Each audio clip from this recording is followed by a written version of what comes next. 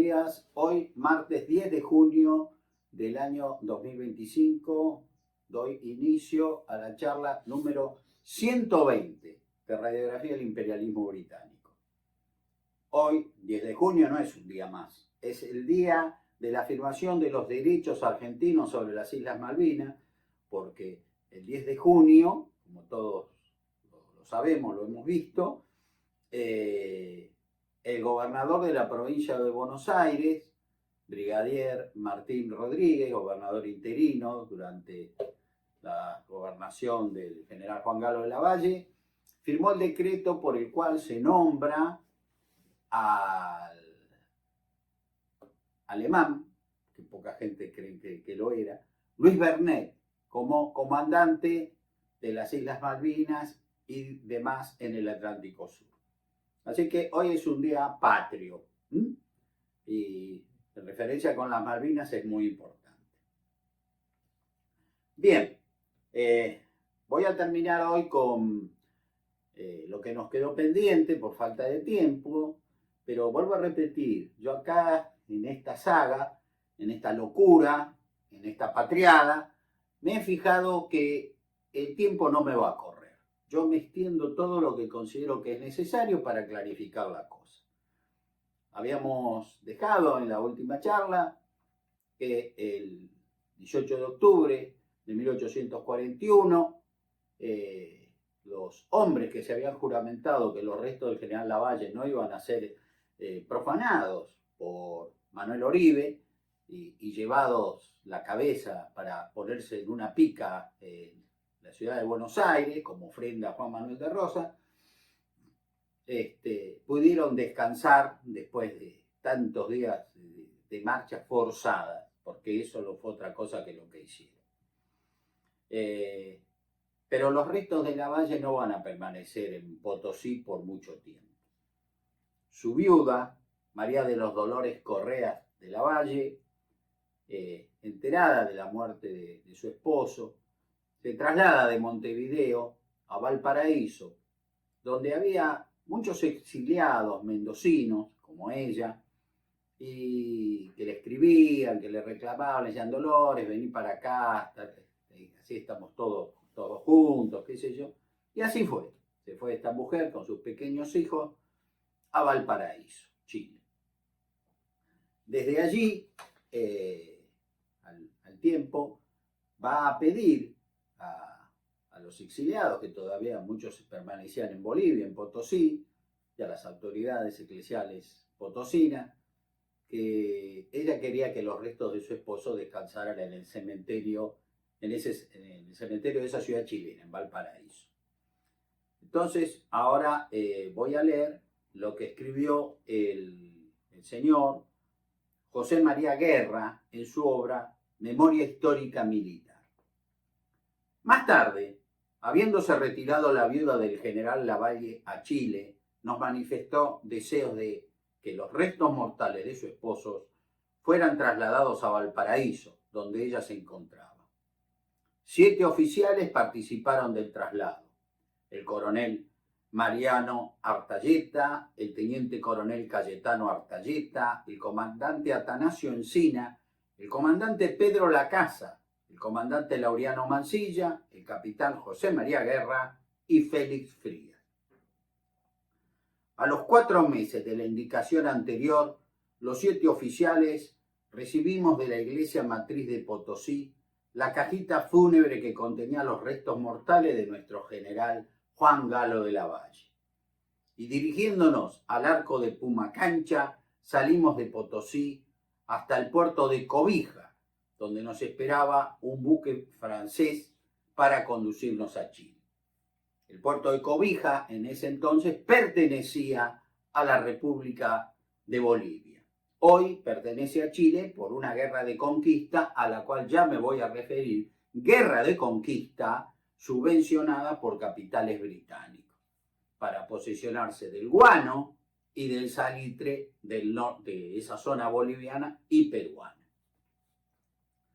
La partida salió de Potosí el lunes 11 de abril de 1842 y luego de pasar por Calama, arribaron al puerto de Cobija el viernes 29 de abril, de ese año, luego de atravesar arenales y extensos salitrales bajo un sol impiadoso, con muy poca agua, marchando durante la noche para evitar el fuego del piso. Claro, pegaba el sol en el salitre y era como un espejo, ¿no? Debe haber sido impresionante.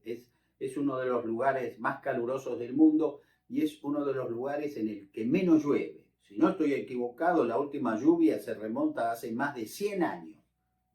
Por eso ahí los estadounidenses han en un cerro instalado un gigantesco telescopio, porque el cielo es limpísimo para poder observar las estrellas, ¿no? Félix Frías llevó de la rienda al famoso caballo blanco del general Juan Galo de Lavalle, como así también la espada del héroe. Dicho corcel terminó sus días en la estancia El Águila, en Bolivia, en el fondo de la señora Emilia Herrera de Toro. Se quedó ahí como semental, digamos, ¿no? El domingo 8 de mayo, la comitiva se embarcó rumbo a Valparaíso, llegando a destino el domingo 5 de junio de 1842, y entregó los restos mortales a su esposa, siendo inhumados en el cementerio de Valparaíso con el sepulcro número 33 del cuartel número 1 del cementerio católico de esa ciudad. Su cabeza y sus huesos se ubicaron en una caja de caoba que fue introducida a su vez en otra mayor de latón, ubicándose a su lado el frasquito de cristal que contenía su corazón cubierto de aguardiente. La austera losa funeraria de la tumba esculpida decía solo esto: Juan Lavalle, general argentino. La inhumación de sus restos en el cementerio de la Recoleta. Los años fueron pasando, quizá demasiado. En 1860, el gobernador de la provincia de Buenos Aires, general Bartolomé Mitre, consideró que era tiempo oportuno que sus restos descansaran en su patria. Mitre admiraba la figura del general Juan Galo de Lavalle, y basta con leer algunos pasajes de su obra Historia de San Martín y de la Emancipación Sudamericana para corroborar mis dichos. A tal fin, elevó un proyecto de ley a la legislatura de la provincia de Buenos Aires, en el que fue aprobado unánimemente, siendo nombrado una comisión integrada para su repatriación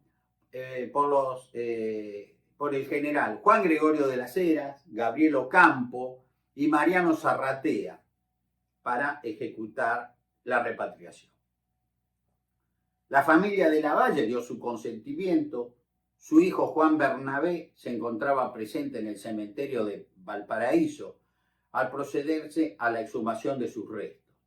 Posteriormente se realizó un solemne Te Deum en el templo de San Agustín de la ciudad de Valparaíso, República de Chile, asistiendo una verdadera multitud que colmó las instalaciones del templo y quedaron afuera, ¿no? Porque los chilenos también lo admiraban a Lavalle. Él había sido una pieza muy importante en la liberación de Chile con el Ejército de los Andes y el Ejército Unido. Y algo que cuando yo investigué todo eso, la verdad me gustó, era saber que nunca faltaba una flor en la tumba de Lavalle, en ese cementerio chileno. La urna fue subida a una cureña, escoltada por tropas chilenas, fue llevada a Santiago de Chile, donde se renovaron los sentidos homenajes de las autoridades civiles, militares y el pueblo del país hermano. Pese a mantenerse desde el sábado 11 de septiembre de 1852 un estado de beligerancia entre la provincia de Buenos Aires y el resto del país, es decir, la Confederación Argentina,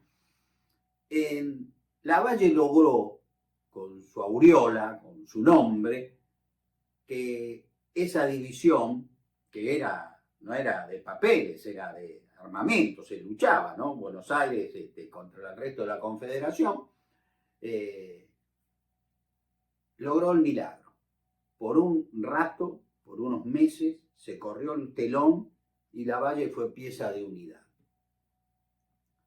se logró unir a los argentinos una vez más. Lavalle era un héroe que iba al cementerio de la Recoleta de Buenos Aires, pero era un héroe de todos los argentinos. Cuando llegó a la ciudad de Mendoza, su recibimiento fue apoteótico. Los restos tuvieron diversos homenajes en su marcha hacia Luis, en la ciudad de Mendoza, y luego en la ruta, en su marcha hacia San Luis. La gente humilde se acercaba al paso de los restos de Lavalle y se hacían la señal de la cruz, y los hombres, por supuesto, se sacaban el sombrero. Lo mismo aconteció en Córdoba, en territorio santafesino también, y en Rosario los recibió otra multitud, porque ese era el lugar donde iba a llegar un buque de la provincia de Buenos Aires, entiéndase, de la provincia enemiga de Buenos Aires, a recibir los restos y llevarlos a la capital, lo que hoy es la capital de nuestro país. El miércoles 30 de enero, el buque era el vapor Guardia Nacional, que estaba al mando del capitán Juan Lamberti, y que partió hacia Buenos Aires en medio de una gran ovación y aplausos, y todos los barcos allí fondeados en el puerto de Rosario se unieron a ese homenaje a los restos mortales del general Lavalle e hicieron sonar sus sirenas por varios minutos, hasta que la nave se perdió en el horizonte. El miércoles 30 de enero, sus restos fueron recibidos en el apostadero de las Catalinas, en Buenos Aires, donde van a ser recibidos, en 1880, los restos del general José de San Martín, por una multitud pocas veces vista. Miles de porteños quisieron testimoniarle a uno de sus hijos más queridos el gran orgullo que sentían por recibir sus despojos mortales. Al otro día, en medio de miles de personas que agitaban sus pañuelos blancos al tiempo que vivaban su nombre, bajo una lluvia de flores que caían sobre la cureña militar que transportaba la urna con sus restos, estos fueron conducidos con todos los honores militares y diplomáticos hasta el mausoleo de la Sociedad de Beneficencia, en el cementerio de la Recoleta. Allí permanecieron por 57 años, hasta que en el año 1918 fueron trasladados a su bóveda, en donde se encuentran actualmente. La bóveda del general Lavalle es esta.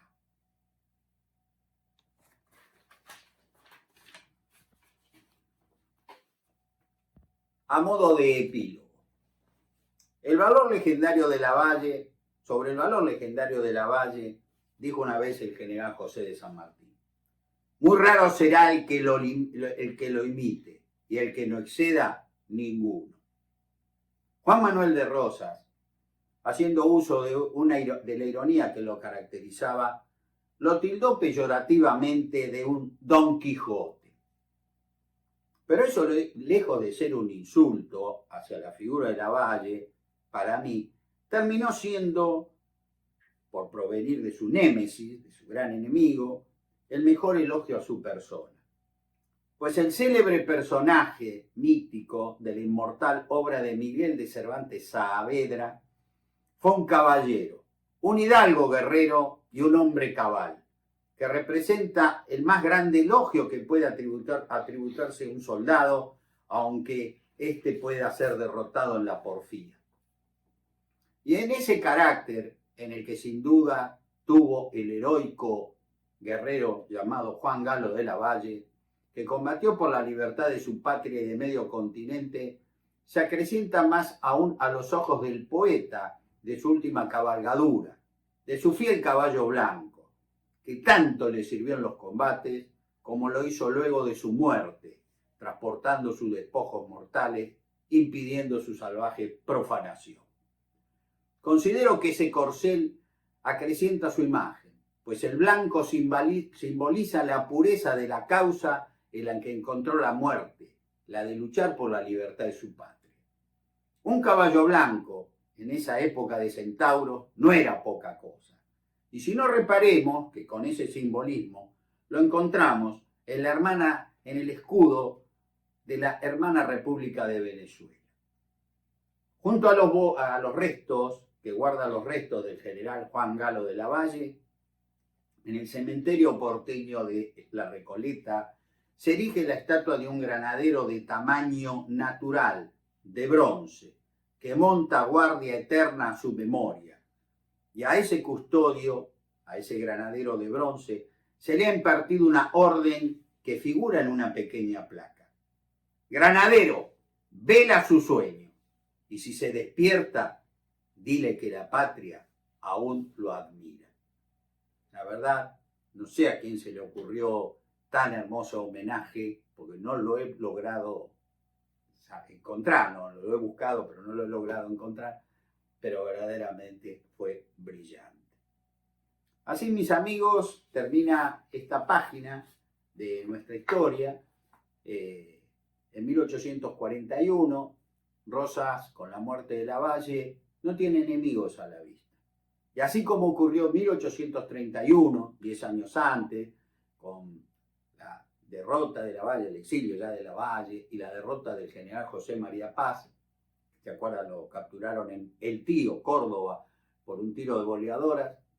Rosas pudo haber organizado el país. En 1842 lo podría haber hecho. Ya no había nadie que se le opusiera. Era el amo y señor de la Argentina. ¿Y por qué no lo hizo?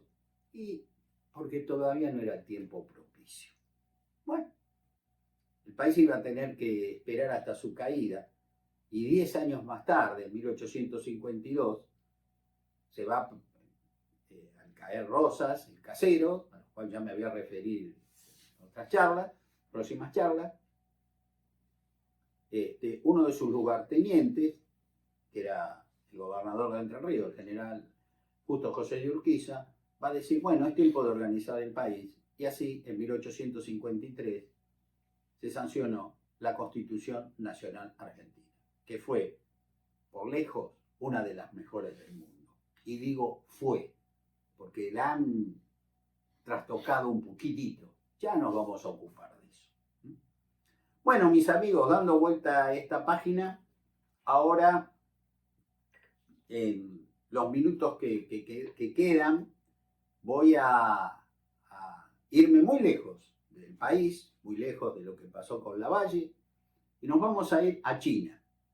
Nos vamos a ir a cómo, yo me refiero a esto en el capítulo 83 de la saga, con este título: el opio, el repugnante motivo por el que Gran Bretaña usurpó Hong Kong. He aquí la historia. Bueno, la primera guerra del opio. Deseosos de expandir las ventas de su producción industrial a un mercado gigantesco como era el Imperio Chino, los británicos no tuvieron mejor idea para lograrlo que ejecutar un maquiavélico plan que consistía en exportar desde su posesión de la India, a la cual ya dominaban íntegramente,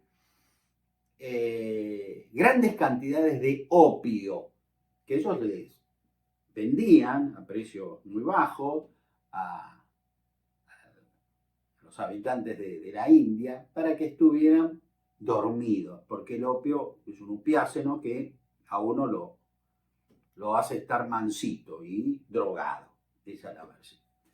Entonces, como los indios eran muchos, era una forma de tenerlos dominados. En eso colaboraban también los príncipes de la India, personajes a los cuales ya también me voy a referir en el futuro. Ténganme un poco de paciencia, la historia es larga y no nos vamos a apurar.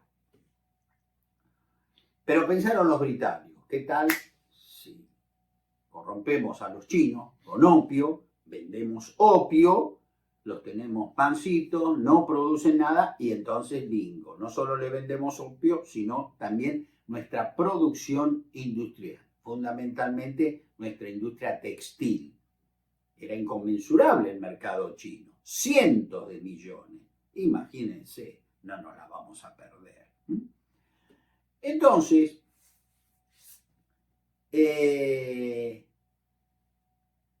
ellos consideraron, ¿no es cierto?, en 1839, otra vez, por medio de nuestra vieja conocida, la Compañía Comercial de las Indias Orientales, que tenían que ir a vender opio a China, vuelvo a repetir, para lograr que ese pueblo adquiriera esa droga, esa repugnante droga, para que ese pueblo se hiciera narcodependiente y a su vez, al ser narcodependiente, no tuviera la capacidad industrial que hasta ese momento más o menos venían teniendo, por lo menos para su mercado interno.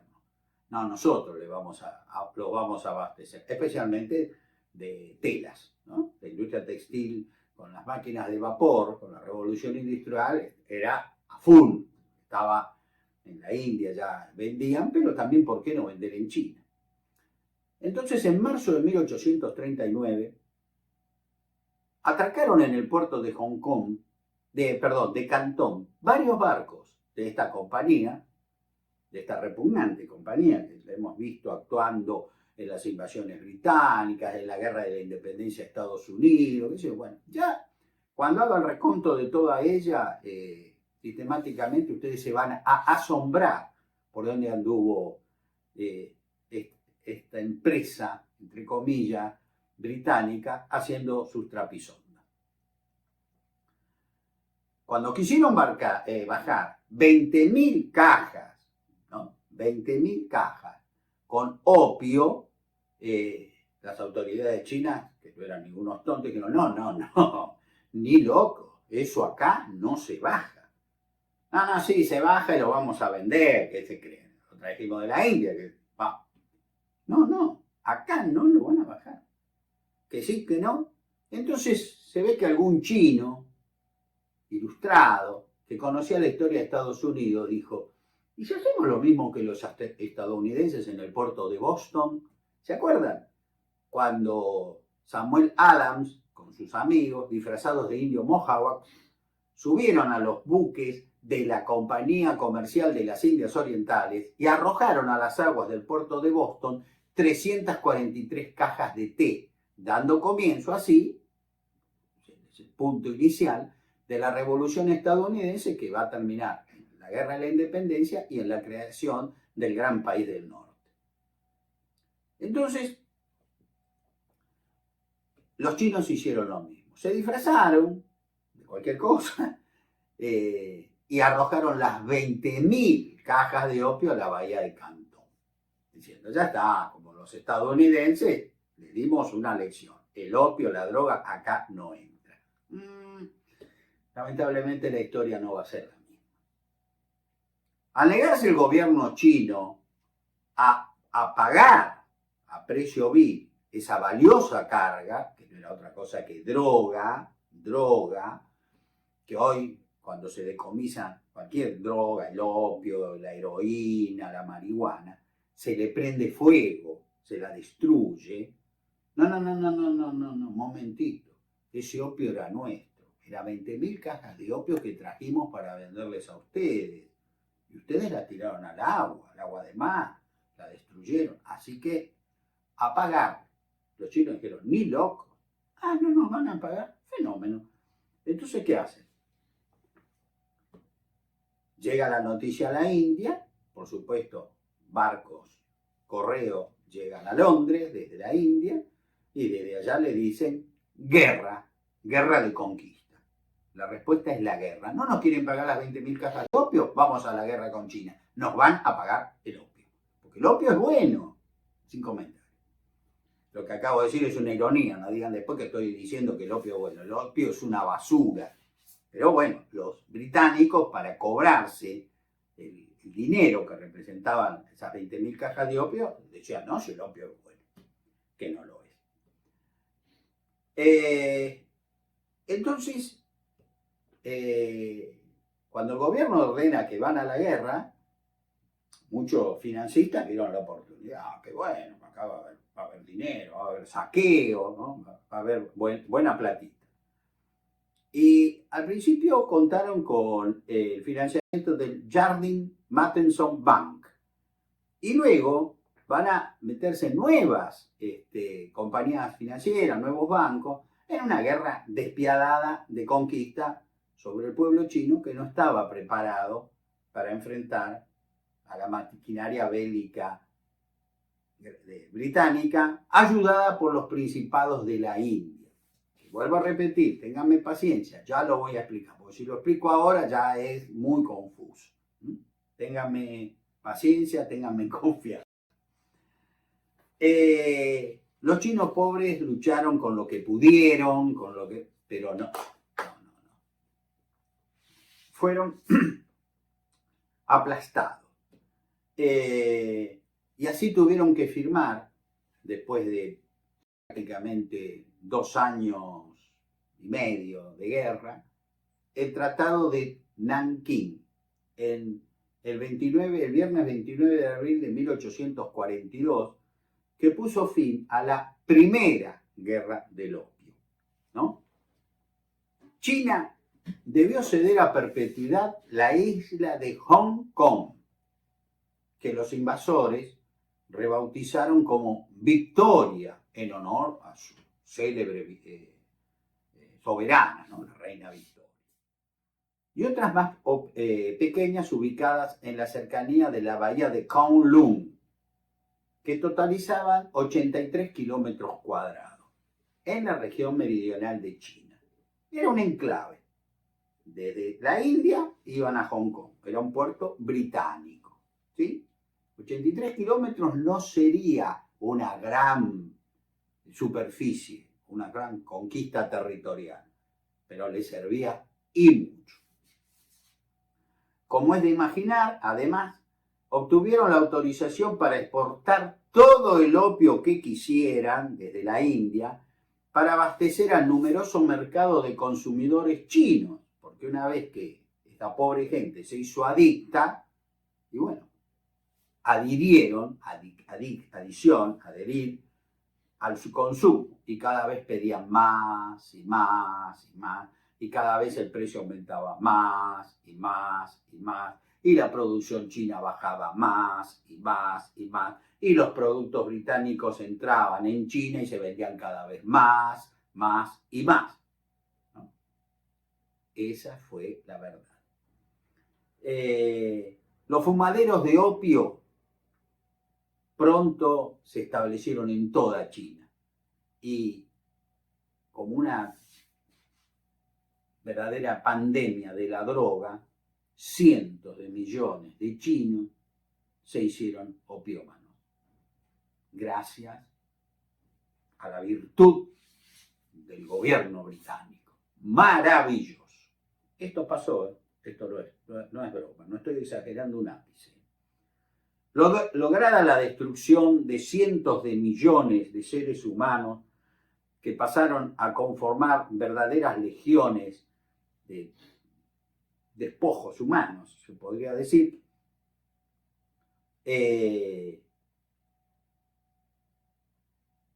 las ganancias fueron siderales.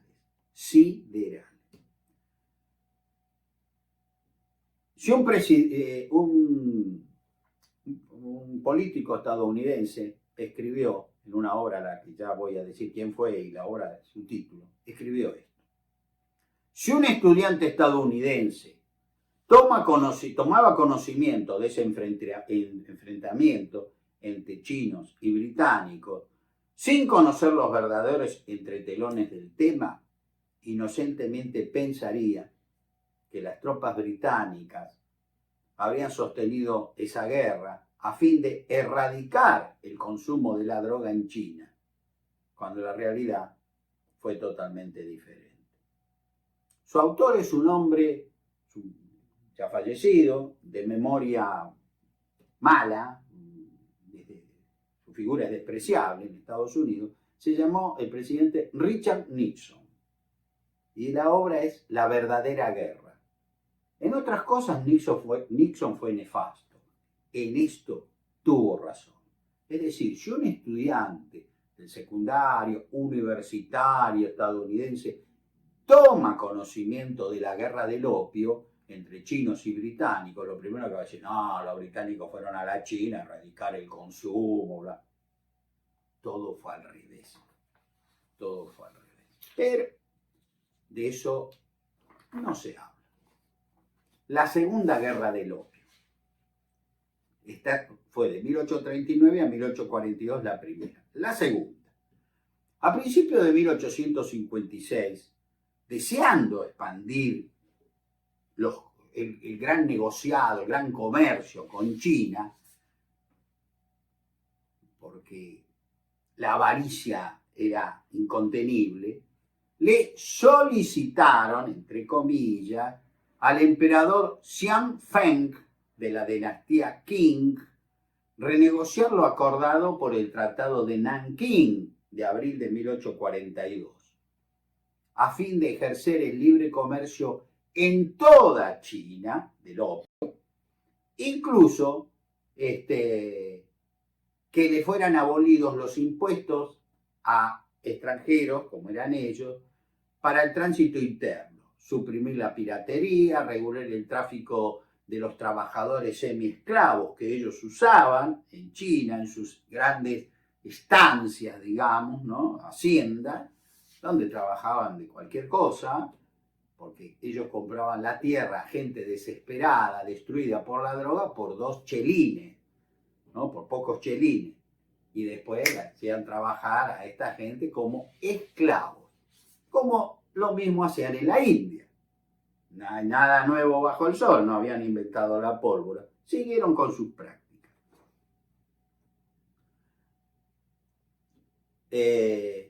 Y permitir al embajador británico, para coordinar mejor todas las maniobras de despojo, las diversas, son inconmensurables, que residiera en la ciudad de Pekín, que era una ciudad prohibida para los extranjeros, la capital de China.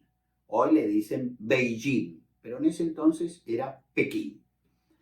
El emperador rechazó la petición y otras similares que le hicieron Francia y los Estados Unidos de América. Bueno, no nos vamos a perder la fiesta, no nos dejen afuera.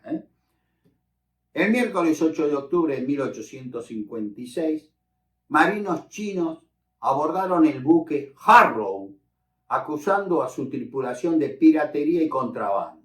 Confiscaron la carga y vendieron esa nave, que por derecho en todo el mundo era lo que correspondía hacer. Una nave pirata era capturada por un estado, la decomisaba y la vendía al mejor postor, porque había que luchar contra la piratería. Pero había un pequeño problema. Esta era una nave de su graciosa majestad. ¿Cómo vamos a hacer eso? La respuesta, ¿cuál fue? Exigieron durísimos castigos a quienes habían tomado esa nave, porque eso había sido un delito. Yo no voy a explicar, como lo digo acá en este escrito, digo, dicha causa excede los límites de esta obra, solo diré que en esa fecha dio comienzo la Segunda Guerra de Opio.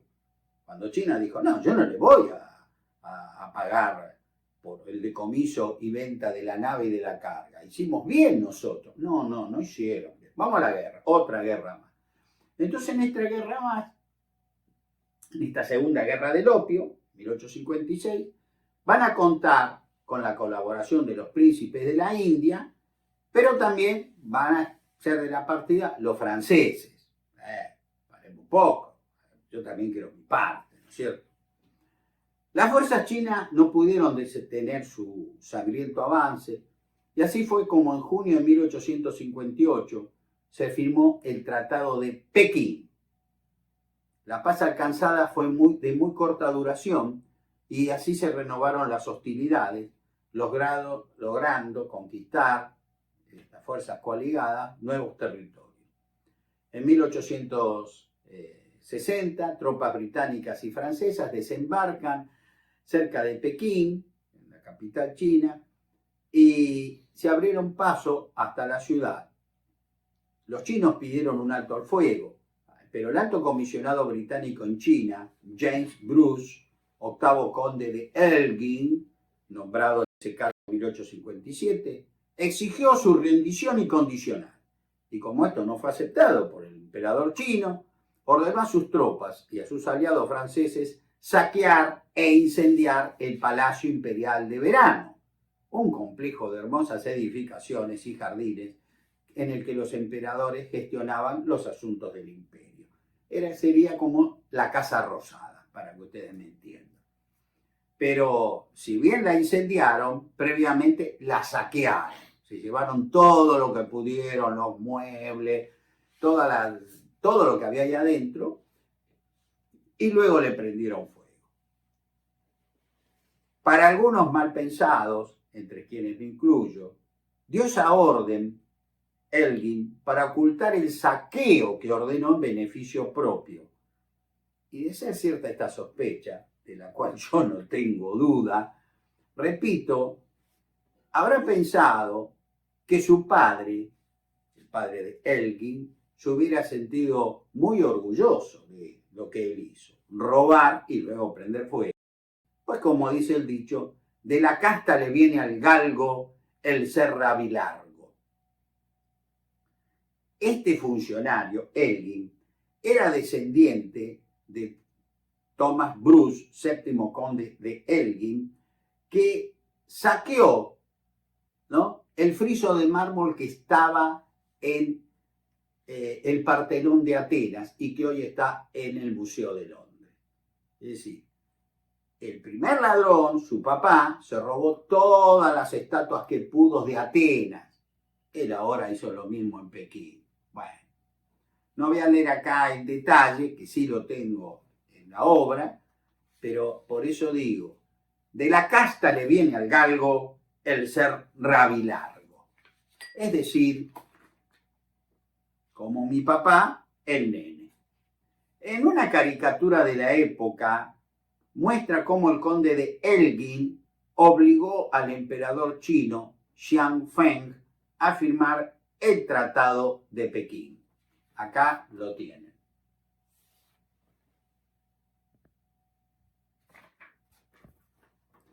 De ese modo, los 83 kilómetros cuadrados obtenidos por el Tratado de Nankín de 1839 se le sumaron 67 kilómetros cuadrados más que fueron cedidos en forma vergonzosa por el Tratado de Pekín.